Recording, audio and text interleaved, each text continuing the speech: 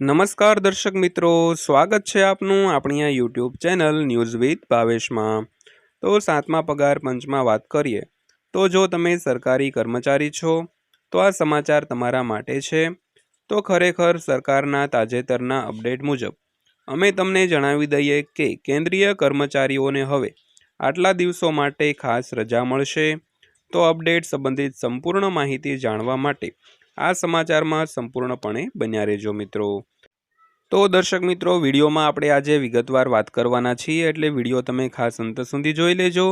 અને આપણી આ ચેનલ તમે સબસ્ક્રાઇબ ન કરી હોય તો ડેઈલી આવી જ માહિતીઓ મેળવવા માટે આપણી આ યુટ્યુબ ચેનલને ખાસ કરીને સબસ્ક્રાઇબ કરી લેજો મિત્રો। તો શરૂ કરીએ આજનો વિડીયો વિગતવાર। તો વિગતવાર વાત કરીએ તો કેન્દ્રીય કર્મચારીઓ માટે સારા સમાચાર। તો હવે તેઓ અંગોનું દાન કરવા પર 42 દિવસની ખાસ કેઝ્યુઅલ રજાનો લાભ લઈ શકે છે।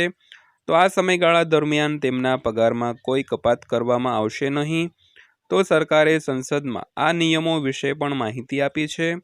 તેથી અંગોનું દાન કરનારા કર્મચારીઓને આરામ કરવા અને સ્વાસ્થ્ય થવા માટે પૂરતો સમય મળી શકે છે। તો અંગદાનને પ્રોત્સાહન આપવા અને કર્મચારીઓને રાહત આપવાના ઉદ્દેશથી આ પગલું લેવામાં આવ્યું છે મિત્રો। તો મિત્રો, સરકારે ખૂબ સરસ મજાની એક જાહેરાત કરી છે કે તેઓ હવે કોઈ પણ અંગનું દાન કરતા હોય તો તેને 42 દિવસની ખાસ કેઝ્યુઅલ રજાનો લાભ મળશે।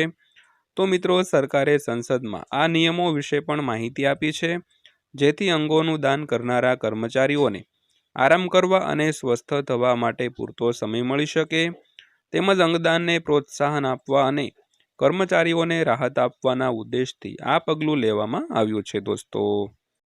ત્યારબાદ વાત કરીએ તો ઓર્ડર આ 2023માં આવ્યો હતો। તો વર્ષ 2023માં કર્મચારી મંત્રાલયે એક આદેશ જારી કર્યો હતો। તો આદેશ મુજબ જો કોઈ સરકારી કર્મચારી અંગોનું દાન કરે છે તો તેને 42 દિવસ સુધીની રજા મળી શકે છે। તો મહત્વપૂર્ણ વાત એ છે કે આ રજા કામગીરીની સફળતા કે જટિલતા પર આધારિત રહેશે નહીં। તો આ પગલું અંગદાનને પ્રોત્સાહન આપવા અને કર્મચારીઓને આ ઉમદા કાર્ય માટે પ્રોત્સાહિત કરવાના ઉદ્દેશથી લેવામાં આવ્યું હતું। તો કોઈ પણ સંજોગોમાં 42 દિવસથી વધુની રજા આપવામાં આવશે નહીં। તો ઓપરેશન નાનું હોય કે મોટું, તે જ સમયે આ રજાઓ માટે ડૉક્ટરની મંજૂરી જરૂરી છે, એટલે કે ડૉક્ટરની મંજૂરી વિના રજા આપવામાં આવશે નહીં। તો આ રજાઓ હોસ્પિટલમાં દાખલ થવાના દિવસથી શરૂ થશે મિત્રો। ત્યારબાદ વાત કરીએ તો સમય વધારી શકાય છે। તો સરકારી નિયમો રજાનો સમયગાળો વધારી શકે છે, પરંતુ કોઈ પણ સંજોગોમાં તે 42 દિવસથી વધુ ન હોવો જોઈએ। જો ડૉક્ટર શરૂઆતમાં સર્જરી માટે 7 દિવસની રજા મંજૂર કરે અને પછીથી લાગે કે દર્દીને વધારાની રજાની જરૂર છે, તો તેઓ રજાનો દિવસો લંબાવી શકે છે। જોકે આ માટે ડૉક્ટરે લેખિતમાં સમજૂતી આપવી પડશે અને નિયમો મુજબ અંગદાતાને હોસ્પિટલમાં દાખલ કરવામાં આવે તે દિવસથી રજાઓ લાગુ થશે। પરંતુ અહીં પણ થોડી રાહત આપવામાં આવી છે।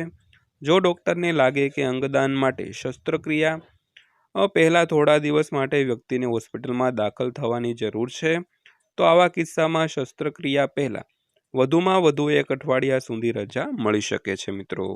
તો મિત્રો, આ હતી આજની માહિતી પસંદ આવી હોય તો વિડીયોને એક લાઇક આપી દેજો મિત્રો।